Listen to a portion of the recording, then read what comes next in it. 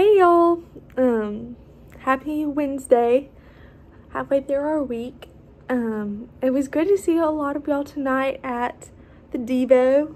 I hope to see more of y'all next week. We are still on our chapter about being lukewarm, and we might be here for a minute. Okay, anyway. So, today we're going to talk about lukewarm people some more. Lukewarm people gauge their morality or goodness by comparing themselves to the secular world, which is like the non-Christian world. And they do this, they feel satisfied that while they aren't as hardcore for Jesus as so-and-so, they're nowhere as horrible as that guy down the street. Comparison is horrible. I struggle with comparison. I compare myself to others a lot. I feel like girls do that way more than guys do, just naturally, because that's kind of the culture we live in.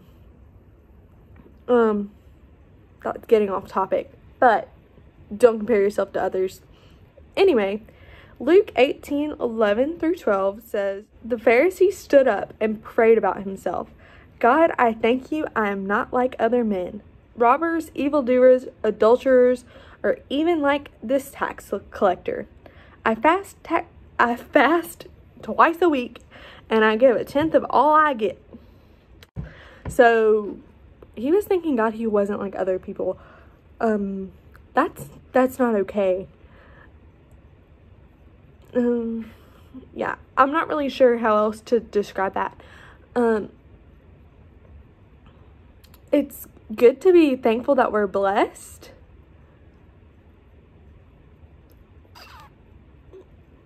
Anyway, also, lukewarm people say they love Jesus, and he is indeed part of their lives, but only a part. They give him a section of their time, a section of their money, and a section of their thoughts. But he isn't allowed to control their lives. He isn't allowed wholly in their lives.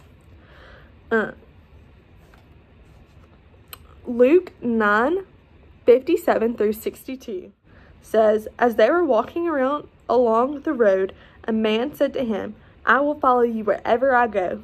Jesus replied, 'Foxes have holes and the birds of the air have nests, but the Son of Man has no place to lay his head.' And he said to another man, 'Follow me.' But the man replied, 'Lord, first let me go and bury my father.' Jesus said to him, 'Let the dead bury their own dead, but you go and proclaim the kingdom of God.' Still another said, 'I will follow you, Lord, but first let me go back and say goodbye to my family.' Jesus replied, 'No one who puts his hand to the plow looks back is fit for service in the kingdom of God." You can't only serve Jesus halfway. We all know the saying, you can't serve two masters, for one will be held higher than another. This is what this is talking about. Lukewarm people say they love Jesus and he is a part of their life. To be not lukewarm, to be on fire for God, you have to let God be your whole life and let him have complete control of your life. Lukewarm people love God, but they do not love him with all their heart, soul, and strength. They would be quick to assure you that they try to love God that much, but that sort of total devotion isn't really possible for the average person. It's only possible for pastors, ministers, missionaries, and radicals. In Matthew 22:37-38, Jesus says, "Love the Lord your God with all your heart, with all your soul, with all your mind. This is the first and greatest commandment." That's all there is to it, guys. It doesn't matter who you are. You're just supposed to love the Lord with everything you have. Lukewarm people love others, but do not seek to love others as much as they love themselves. Their love of others is typically focused on those who love them in return, like family, friends, and other people they know and connect with. There is little love left over for those who can't love them back, much less for those who intentionally slight them, whose kids are better athletes than theirs, or with whom conversations are not easy. They're awkward or uncomfortable. We all have those people in our lives. Their love is highly conditional and very selective, and generally comes with strict strings attached. In Matthew 5:43 through 47,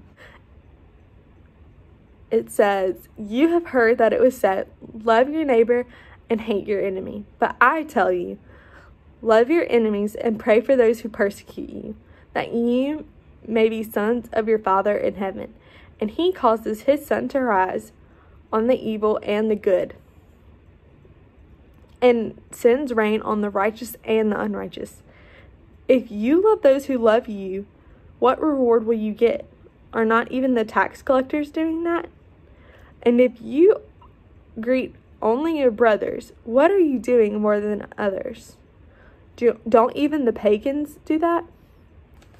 And then in Luke 14:12 through 14, it says, "Jesus said to his host, 'When you give a luncheon or dinner, do not invite your friends, your brothers or relatives, or your rich neighbors. If you do, they might invite you back, and so you will be repaid. But when you give a banquet, invite the poor, the crippled, the lame, the blind, and you will be blessed. Though they cannot repay you, you will be repaid at the resurrection of the righteous.'" Guys, we will be repaid at the resurrection of the righteous. So we may not get repaid on earth. Honestly, I know that's hard for some of us. We want gratification now. But what we're going to get in heaven is much greater. So when Jesus says, "Love the least of these," that means everyone. Love the poor, the sick, everyone, not just the people that are easy to love. And that's what I'm going to leave you with today, because that's probably one of the hardest things to do, is to love one another. Truly love one another. With that being said, I love you guys. I actually love you guys. And I am just super glad to be here. And I will talk to you tomorrow.